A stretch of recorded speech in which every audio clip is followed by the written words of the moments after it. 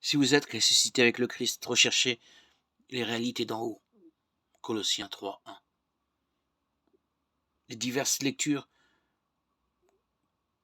nous donnent à voir les multiples facettes du salut. Être sauvé, c'est être délivré d'un danger, qu'il soit d'ordre physique, psychique, spirituel. Pour l'esclave ou le prisonnier, le salut s'appelle liberté. Pour le malade, guérison.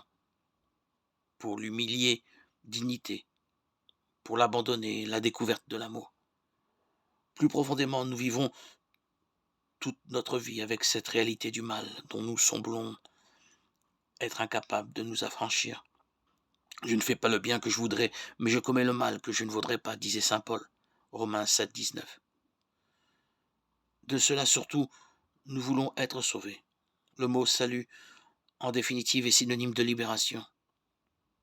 C'est le mort qui ressuscite, c'est la vie nouvelle, la transformation profonde de l'être symbolisé par le pain azim que les Juifs ont mangé en sortant d'Égypte. La matzah, la pâte non levée. C'est la culpabilité surmontée. Quiconque croit en lui reçoit par son nom le pardon de ses péchés. Acte 10, 43. C'est l'alliance renouée, le pardon accordé, la paix conquise, la justice instaurée. Nos addictions, nos peurs, nos fragilités surmontées. C'est Pierre, relevé de son reniement, devenant un témoin. Acte 10. Ce sont les premiers chrétiens ouvrant résolument les portes de la communauté chrétienne. Ce sont les barrières qui tombent, ce sont les yeux qui s'ouvrent, ce sont les disciples d'Emmaüs repoussant chemin. Luc 24, 33.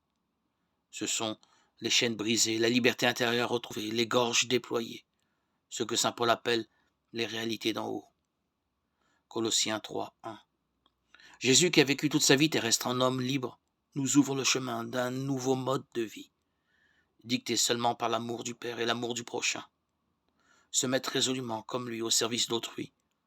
Là est la véritable liberté, le salut.